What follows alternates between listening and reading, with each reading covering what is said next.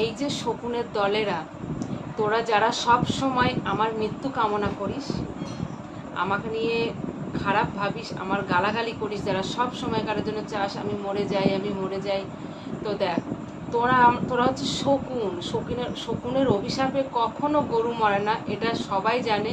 আগাগোড়ায় শুনে আসতে সবাই এখনও শুনছে যে শকুনদের অভিশাপে কখনো গরু মরে না। কেন জানিস? সেজন্য ভগবান, সেজন্য যদি আমার চুল ধরে টিকি ধরে টানে, তোরা আমার বাল ধরে নামাতে পারবি না। কথাটা খারাপ হলেও এটাই সত্যি। শুভ সন্ধ্যা বন্ধুরা, তোমরা সবাই কেমন আছো? আশা করি অনেক ভালো আছো। আমিও অনেক অনেক ভালো আছি। আমার চ্যানেলে তোমাদের অনেক অনেক স্বাগত, অনেক অনেক ভালোবাসা। তো কোথা থেকে বাড়ি যাচ্ছি দেখো আজকে, এই দেখো কোথায় দাঁড়িয়ে আছি দেখেছো? টাটা মেডিকেল হাসপাতালের সামনে দাঁড়িয়ে আছি গাড়ি ধরবো বলে। আর দেখো সারাদিন খাওয়া নেই, রোদে গরমে পুরো বাঁদরের মতো লাগছে, কি করব বলো। তো এই দেখো বিকালের শহর, মানে এত গাড়ি ঘোড়া, আমার সত্যিই খুব ভয় লাগে। এই যে শকুনের দলেরা, তোরা যারা সব সময় আমার মৃত্যু কামনা করিস, আমাকে নিয়ে খারাপ ভাবিস, আমার গালাগালি করিস, যারা সব সময় কারোর জন্য চাস আমি মরে যাই, আমি মরে যাই, তো দেখ, তোরা তোরা হচ্ছে শকুনের অভিশাপে কখনো গরু মরে না, এটা সবাই জানে। আগাগোড়ায় শুনে আসতে সবাই এখনও শুনছে যে শকুনদের অভিশাপে কখনো গরু মরে না। কেন জানিস? সেজন্য ভগবান, সেজন্য যদি আমার চুল ধরে টিকি ধরে টানে, তোরা আমার বাল ধরে নামাতে পারবি না। কথাটা খারাপ হলেও এটাই সত্যি। তো এই দেখ, কালকে আমি ডাক্তার দেখাতে গেছিলাম, আমার বায়োপসি রিপোর্ট ভালো এসছে, দেখেছিস? আমার বায়োপসি রিপোর্ট ভালো এসছে। কেন জানিস? আমি সব সময় কারোর জন্য, লোকের, প্রত্যেকটা মানুষের ভালো চাই, কখনো কারো খারাপ চাই না। আর ভগবান দেখে, যে মানুষের ভালো চাই ভগবান তাকেও ভালো রাখে, আর তার মাথার উপর হাতটা সব সময় করার জন্য রাখে। মানুষ থাকলে তো শরীর খারাপ করবেই, তাই বলে এই নয় যে কেউ অভিশাপ করলে তার অভিশাপে মানুষ মারা যাবে। শকুনের অভিশাপে কখনো গরু মারে না।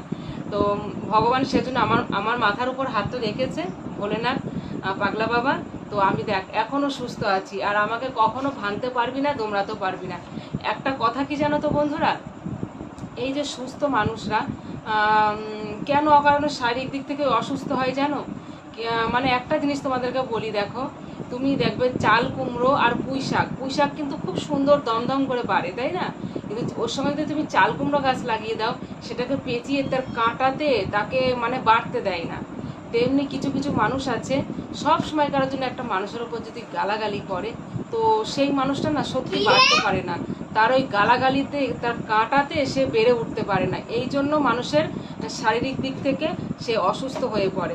সে ভগবান তাকে দেখছে, ভগবান তার সবসময় করার জন্য ভালো রাখে, কিন্তু ওই যে বিষ, কাঁটার বিষ, দাঁতের বিষ, ওই জন্য তার মানুষ হচ্ছে শারীরিক দিক থেকে অসুস্থ থাকে। তো এই জন্য আমার অসুস্থটা, যে ওদের ওই দাঁতের বিষেতে, বুঝলে? তো যাই হোক, কালকে মানে খুব খুশি ছিলাম। আর কালকে যখন যাই, মাথায় ভীষণ টেনশান ছিল যে আমার হচ্ছে কি যে মেন রিপোর্টটা আমার কি আসবে, কি আসবে, সবারই হয়। যেহেতু আমার আমার বাচ্চা ছোট, আমার বাচ্চার মুখখানে তাকিয়ে আমার কষ্ট হয়, খারাপ লাগে।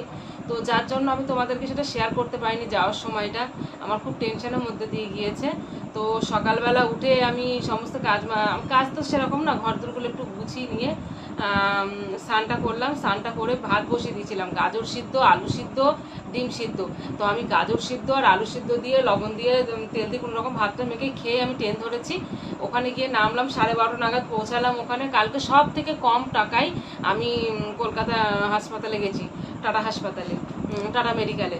তো কালকে হচ্ছে কি, ট্রেনে গেলাম, 100 টাকা টিকিট, টিকিট নিল 100 টাকার, দুজনের আপ ডাউন। আর ওখান থেকে নেমে বাস ধরেছি, বাসে দুজনার যেতে নিয়েছে 30 টাকা, আসতে নিয়েছে 40 টাকা। গিয়েছি বিধাননগর হয়ে কলকাতা নিউ টাউন, আর আসার সময় শিয়ালদা এসেছি। শিয়ালদা না আসলে গাড়ি পাবো না, সিট পাবো না, তো আসার সময় 40 টাকা। তো এত খরচাই। তো ওখানে গিয়ে তারপরে গিয়ে নামটাম লেখালাম, টোকন নিলাম, টোকন নিয়ে, নাম তো আগে থেকে ফোনে লিখিয়ে রেখেছিলাম। তো তারপর টোকন নিয়ে ওগুলো জমা টমা দিয়ে বললো 8 জনের পর নাম আছে। তো তারপরে জমা টমা দিয়ে করলাম কি, খেয়ে আসি। ও বললো চলো খেয়ে আসি ওর বাবা। তো খেতে গেলাম, ও নিল কাতলা মাছ, আমি নিলাম ভোলা মাছ। আমার আবার রুই কাতলা খেতে ইচ্ছা করছে না মোটেও। তো তো ভাত খেলাম, খেয়ে টেয়ে নিয়ে তারপরে সে আবার জিজ্ঞাসা করছি কজনের পর, বলছে 8 জনের। কি করবো রে, তারপর ওখানে শুয়ে পড়লাম, চেয়ার ফাঁকা আছে, শুয়ে পড়লাম, শুয়ে পড়ে কেবল ঘুমিয়েছি, পরে শুনছি কেবল শুয়েছি, ঘুমটা এসছে, ওর বাবা এসে এরকম মাথায় হাত দিয়ে ডাকছে, কি গো শুনেছো? তারপর গিয়ে আবার জিজ্ঞাসা করলাম, বলছে না 7 জনের পর 1 জন হয়েছে, ডাক্তার ওটি করছে বলে দেরি হয়ে গেছে। তারপরে 4:30 নাগাদ ডাকলো, ডেকে তো মাথার মধ্যে এরকম এরকম করছে, ভয়েতে বুকের মধ্যে যে কি হবে আগুন ছুটে যাচ্ছে। তারপর ডাক্তার যখন দেখলো, দেখে বললো যে না ভালো, সব ঠিক আছে, কোনো অসুবিধা নেই।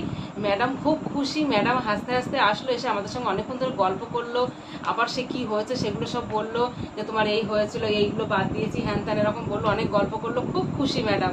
আমি সত্যি ভগবান করে আমি 2টো ডাক্তার পেয়েছি, খুব ভালো। অরুণাশিস মল্লিকও খুব ভালো, আবার শুভশ্রী এই ম্যাডামও খুব ভালো। তারপরে তো বললো, তারপর ঘরে নিয়ে গিয়ে দেখলো, আমার পেটটা টিপে দেখলো, বললো না খুব ভালো আছে, যেমন সাবান জল দিয়ে রেগুলার ধুচ্ছে ওরকম ধুয়ে যাও। তো তারপরে তো ধুয়ে নিলাম, বাড়ি ওরকম দেখলো, ধুয়ে নিলাম, বললাম দেখলো।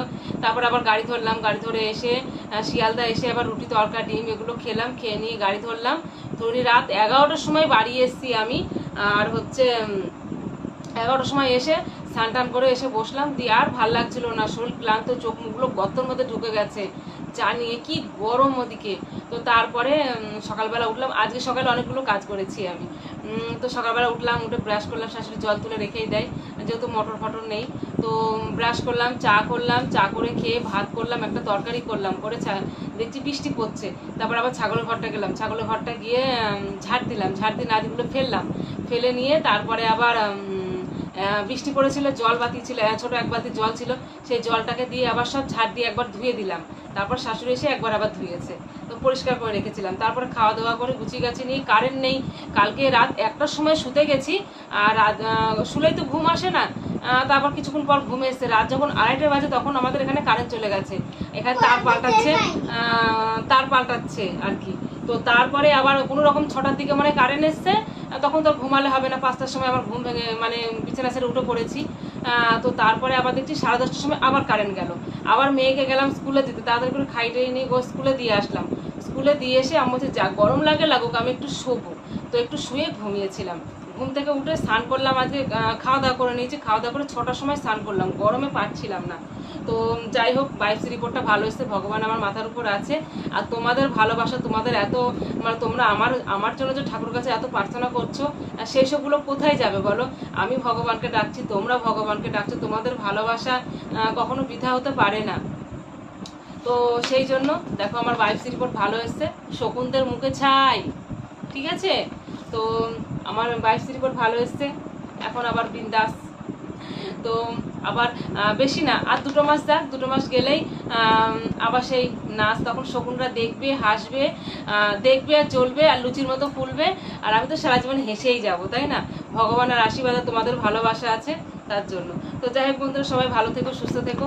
অনেক গল্প করলাম তোমাদের সঙ্গে, কালকে তোমাদের ব্লগ দিতে পারিনি, কি করে দেবো বলো? সারাদিনই তো ওখানে পড়েছিলাম, রাত 11টায় বাড়ি এসেছি, তো আজকে তোমাদেরকে দিয়ে দিলাম। তো সবাই ভালো থেকো, সুস্থ থেকো, আর আমার পাশে এইভাবে থেকে যাও, আমাকে এইভাবে সাপোর্ট করে যাও। তোমাদের ভালোবাসা ছাড়া আমি কখনোই বড় হতে পারবো না আর কি। আমি বেশি বড় হতে চাই না, শুধু এইটুকুই চাই, ঠাকুর সুস্থ শরীরে আমাকে বাঁচিয়ে রাখো, আমি যেন সুস্থ শরীরে স্বামী সন্তানের সুখে সংসার করতে পারি, আর তোমাদেরকে নতুন নতুন ভিডিও দিতে পারি। তোমরা আমার পাশে এই জন্যই থেকো। তো যাই হোক বন্ধুরা, সবাই ভালো থেকো, গুড নাইট, বাই।